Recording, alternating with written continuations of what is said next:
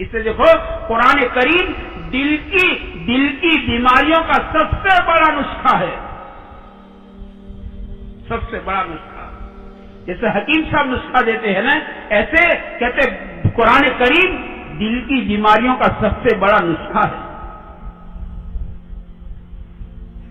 اس لیے بزرگ کہتے ہیں جب قرآن کریم پڑھو نا تو نیت کرو، خالی قرآن پڑھو رکھو نہیں، چونکہ ہم نے نیت نہیں کی تو آدمی قرآن تو بہت پڑھتا ہے لیکن زندگی میں کوئی فرق نہیں آتا۔ قرآن کریم تو بہت پڑھا لیکن قرآن اور زندگی کا کوئی تعلق قائم نہیں ہوا۔ تو حضور کہتے ہیں 3 نیت کرو، قرآن کریم پڑھو تو نیت کرو کہ یا اللہ یہ ہدی للناس ہے۔ اسے مولانا الیاس رحمۃ اللہ علیہ فرماتے تھے مسلمانوں کو چاہیے کہ قرآن کریم کو ہدایت کی نیت کے ساتھ پڑھیں تو ہدایت ملے گی۔ خالی اجر کی نیت کے ساتھ پڑھا تو اجر ملا، ہدایت نہیں ملی۔ اجر الگ چیز ہے، ہدایت الگ چیز ہے۔ اسے قرآن زندگی میں نہیں آتا، اور قرآن زندگی میں آنے کے معنی ہے کہ آدمی کرنے کے کام کرنے والا بنا کہ نہیں بنا، اور آدمی نے نہیں کرنے کے کام چھوڑے کہ نہیں چھوڑے، بس یہ تھرمومیٹر ہے کہ قرآن کریم زندگی میں آیا، اس کا تھرمومیٹر یہ ہے۔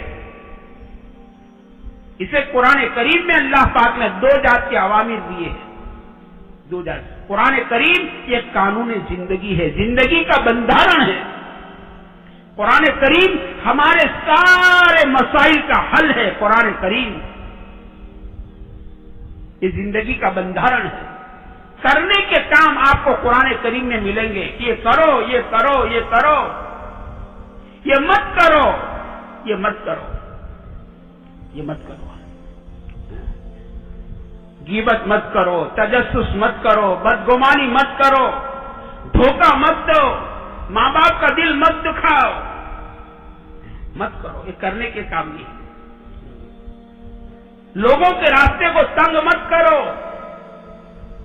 مت کرو، گالی مت بولو، جھوٹ مت بولو، اور کرنے کے کام قرآن کریم یہ کرو، یہ کرو، سچ بولو، نماز قائم کرو، اپنی نگاہوں کو نیچی کرو، شرمگاہ کی حفاظت کرو، جھکتا تولو، گرتوں کو تھامو، گرتوں کو گراؤ مت، گرتوں کو گراؤ مت، مجبور کی مجبوری کا نفع مت اٹھاؤ، بلکہ مجبور کی مدد کرو، مجبور کی مدد کرو، گرتوں کو تھامو۔ نشہ پلا کے گرانا تو سب کو آتا ہے، مزہ تو اب ہے کہ گرتے کو تھام لے ساکی، گرتوں کو تھامنا یہ قرآن کریم کی تعلیم ہے۔ گرتوں کو تھامو، یتیم کے سر پر ہاتھ پھراؤ، بیوہ کے آنسو پوچھو، مصیبت زداؤں کی مدد کرو۔ رمضان کا مہینہ یہ غمخواری کا مہینہ ہے، رمضان کا مہینہ صبر کا مہینہ ہے، رمضان کا مہینہ غمخواری کا مہینہ ہے۔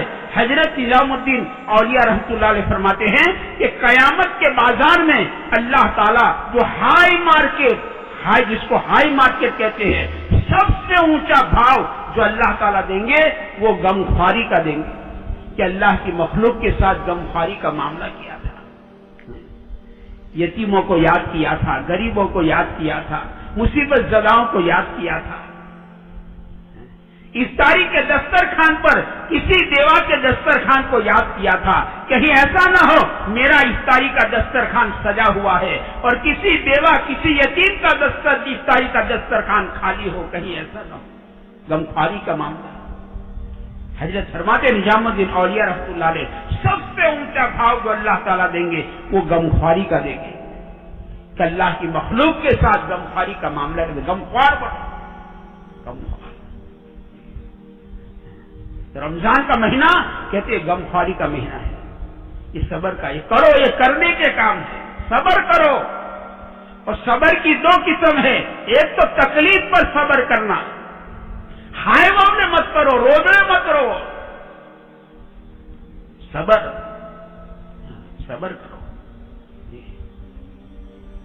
کہتے اللہ پاک نے سارے اعمال کا اجر جو ہے نا وہ محدود کیا ہے، لیکن صبر ایک ایسا عمل ہے جس کا اجر، جس کا ثواب اللہ نے لامحدود رکھا ہے. اسے کسی نے حضرت غوث پاک رحمۃ اللہ علیہ سے پوچھا تھا کہ انسان پر تکلیف، مصیبت آتی ہے، بیماریاں، پریشانی آتی ہے، کیا ہے؟ تو آپ نے کیا فرمایا؟ اگر مصیبت اور بیماریوں میں اور پریشانیوں میں اور تکلیف میں اگر بندہ صبر کرتا ہے، صبر، تو سمجھو کہ اس کے گناہ صاف ہو رہے، دھل رہے. اللہ اس کو صاف کر دیتے. اور اگر یہ تکلیف اور پریشانی میں، بیماری میں ہائے واولے کرتا ہے تو یہ سمجھو اس کے گناہ کی سزا اللہ تعالیٰ دنیا میں دے رہے کہ دنیا میں سزا شروع ہو گئی. بعض گناہ ایسے ہیں نا کہ جس کی سزا اللہ تعالیٰ دنیا میں بھی دے دیتے ہیں، آخرت کا حساب تو الگ ہے. بعض گناہ ایسے ہیں جس کی سزا دنیا میں شروع ہو جاتی ہے. جیسے ماں باپ کو ستانا، ماں باپ کا دل دکھانا، ماں باپ کو ناراض کرنا، ماں باپ کو پریشان کرنا، ماں باپ کے دل کو دکھانا، کہتی ہے گناہ ایسے ہے اس کی سزا اللہ دنیا میں دے دیتے ہیں. قطع تعلق، کہ رشتہ داروں سے تعلق توڑنا، تو یہ گناہ ایسے ہے جس کی سزا اللہ دنیا میں دیتے ہیں. تو حضرت غوث پاک فرما رحمۃ اللہ علیہ اگر یہ ہائے واولے کرتا ہے، روتا ہے، تو سمجھے اس کے گناہوں کی سزا ہے، یہ بیماری اس کے گناہوں کی سزا ہے. تو صبر، ایک صبر تو تکلیف پر ہے اور ایک صبر گناہوں پر ہے. گناہ پر صبر. یوسف علیہ السلام کا صبر کہتے گناہ پر تھا، تو اللہ نے زلیخا کو یوسف علیہ السلام کے قدموں میں لا کے رکھ دیا. بھائیوں کے مظالم پر صبر کیا تو کہتے اللہ پاک نے آپ کو وزارت کی گادی پر بٹھایا اور بھائیوں کو لائن میں کھڑا کر دیا اناج لینے کے لیے. صبر ایسا چیز ہے. رمضان کا مہینہ صبر کا، آدمی گناہوں پر صبر کرے. گناہ کیونکہ ماحول ہے، ماحول ایسا ہے، گندا ماحول ہے، تو اندر میں گناہ کا مادہ تو پیدا ہوگا، اس سے گھبرانا نہیں. گناہ کا مادہ، آدمی پریشان ہو جاتا، نہ ہو تو ہوگا. نفس ہے، شیطان ہے، ماحول گندا ہے، بے حیائی ہے، باقاعدہ سازش ہے، ایڈ کے ذریعے پتہ نہیں کیسے، تو گناہ کا مادہ تو پیدا ہوگا. تو گناہ کے مادے کا پیدا ہونا یہ کوئی گناہ نہیں ہے. بس روزے میں پیاس تو لگے گی، تو روزے میں پیاس کا لگنا گناہ ہے نا؟ ہاں، پانی کا پینا گناہ ہے، پیاس تو لگے گی. پیاس کا لگنا گناہ نہیں، بلکہ جتنا پیاس پر صبر کرے گا اتنا اجر ملے گا. جتنا گناہ کا مادہ پیدا ہوا اور اس نے گناہ پر صبر کیا کہ تو اتنا اجر ملے گا، اس کا تقوی بڑھے گا. مادہ دل میں پیدا ہوا، پرائی عورت کو دیکھو، اس نے آپ کو نیچی کلی کرنے، اللہ کا حکم نہیں ہے، اس کا تقوی بڑھتا جائے گا، اجر ملے گا. ایسے عمل کی توفیق اللہ دیں گے کہ جس کی حالات یہ محسوس کرے گا. ہاں، تو بھائی گناہ کا مادہ پیدا ہونا گھبرانے کی بات نہیں ہے، یہ کوئی گناہ نہیں ہے. روزے میں پیاس کا لگنا گناہ نہیں ہے، پانی کا پینا گناہ ہے. تو گناہ کا مادہ پیدا ہوا، لیکن آدمی نے صبر کیا کہ نہیں، اللہ کا حکم نہیں ہے، اللہ کا حکم نہیں کروں گا. صبر، اصل صبر گناہ پر ہے. آدمی صبر، گناہ پر صبر کرے